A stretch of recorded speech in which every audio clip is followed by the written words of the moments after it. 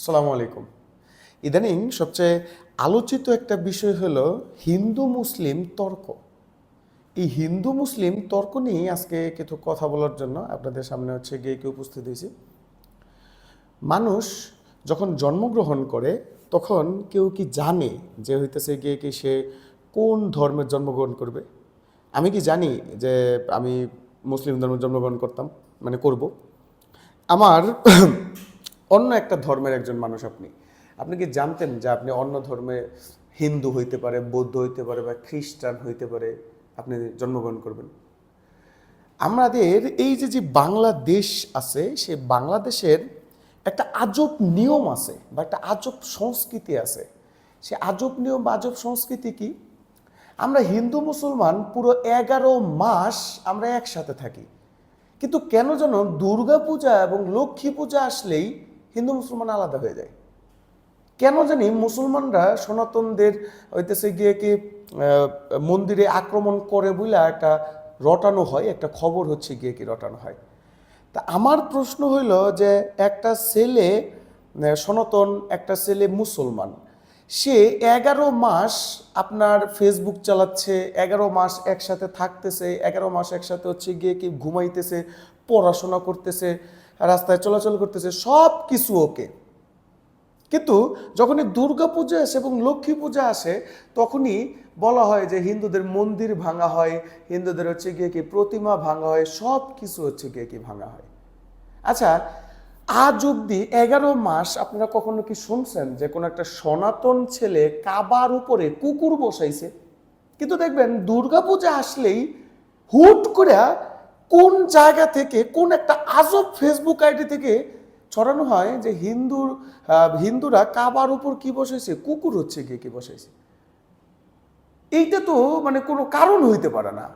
এটা শুধুমাত্র একটা পলিটিক্যাল গিয়ে কি এজেন্ডা। কারণ আমার আর আপনারে যদি হিন্দু মুসলমান আলাদা করতে পারে তাহলে কি হলো, পলিটিক্যাল একটা ফায়দা গিয়ে কি হইলো।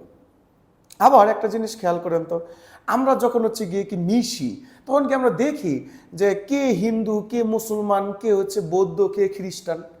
আমরা যখন বন্ধু বান্ধব হই বা আমাদের যখন ক্লোজ রিলেটিভ যদি কিছু হয়, কই আমার বন্ধু শিশির চন্দ্র দাস, আমরা যখন একসাথে মিশি কখনো তো আমাদের মাঝে হিন্দু বৌদ্ধ খ্রিস্টান গিয়ে কি আসে নাই।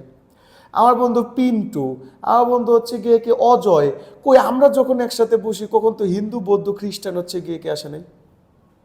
মানুষকে মানুষ হিসেবে দেখতে হবে, মানুষ সবার আগে। চাকরি বাকরি সকল কিছুতে নাকি কোনো একটা দেশে প্রপাগান্ডা ছড়ানো হচ্ছে যে আমরা হিন্দুদেরকে নাকি সেকেন্ড ক্লাস মর্যাদা দিই, হিন্দুদের নাকি অবহেলা করি। আচ্ছা, যারা সনাতন আছেন তাদের উদ্দেশ্যে গিয়ে কি আমরা বলি, আচ্ছা আমরা কোনো স্কুল কলেজে কখনো, আপনারা করছেন কিনা আমি জানি না, মানে কখনো কি বৈষম্যের শিকার হয়েছেন যে কোনো টিচার আপনাকে বলছে যে তুমি সনাতন দেখে তোমাকে আমি পড়াবো না?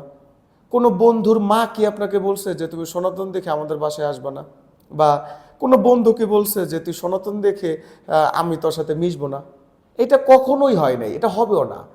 কারণ বাংলাদেশ একটা গিয়ে কি সুখী এবং সমৃদ্ধির একটা দেশ।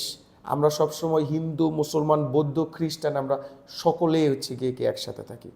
আমাদের বিখ্যাত মনীষী বলে গেছে যে এই দেশটা হিন্দু বৌদ্ধ মুসলিম খ্রিস্টান সবার, এই দেশটা কোনোদিন আলাদা হইতে পারবে না। তাই যখন মানুষের সাথে মিশবেন, ফেসবুকে কোনো একটা স্ট্যাটাস দিবেন বা কারোর সাথে গিয়ে গিয়ে কখনো কথা বলবেন, কোনো দিন হিন্দু মুসলমান বৌদ্ধ খ্রিস্টান আনবেন না। কখনোই আমাদের দেশের যে গিয়ে কি সনাতনরা আছে সেই সনাতনরা গিয়ে কি সুখে আছে। আর একটা জিনিস আমি কখনো না অস্বীকার করব না যে মন্দির ভাঙা হয়নি, হ্যাঁ মন্দির ভাঙা হয়, এটা আমিও দেখি মন্দির ভাঙা হয়। কিন্তু একটা জিনিস চিন্তা করেন, সারা বাংলাদেশে যদি 10,000 পূজা মণ্ডপ থাকে, আমার মনে হয় না 100 পূজা মণ্ডপেরও কোনো গিয়ে কি মন্দির ভাঙা হয়েছে বা পূজা মণ্ডপের কোনো গিয়ে কি প্রতিমা ভাঙা হয়েছে। দুই একটা বিচ্ছিন্ন ঘটনা, উগ্রবাদী সকল ধর্মেই আছে, হিন্দুতেও আছে মুসলমানও আছে। আজকের এই ভিডিওটা বানানোর মূল উদ্দেশ্য হলো আমাদের পার্শ্ববর্তী দেশে এই হিন্দু মুসলমান দাঙ্গা লাগানোর খুব চেষ্টা করতেছে। সেই দাঙ্গা যেন আমাদের কখনো বাংলাদেশে চলে না আসে, কখনোই যেন না আসে। আমরা যেন কখনোই কাউকে হিন্দু বা মুসলমান বলে আলাদা করতে না পারি। কোনো টেরোরিস্ট বা কোনো সন্ত্রাসীদের কোনো ধর্ম নাই, কোনো টেরোরিস্ট বা সন্ত্রাসীদের কোনো নিয়ম নীতি নেই। টেরোরিস্ট সকলদের জন্যই টেরোরিস্ট। সে সনাতন হইতে পারে, সে মুসলমান হইতে পারে, সে অন্য ধর্মের হচ্ছে গিয়ে হইতে পারে। আমরা সকলে এই সম্প্রীতি, এই ভালোবাসা নিয়েই আমরা বেঁচে থাকবো আমাদের এই বাংলাদেশে। সকলে ভালো থাকুন, সুস্থ থাকুন।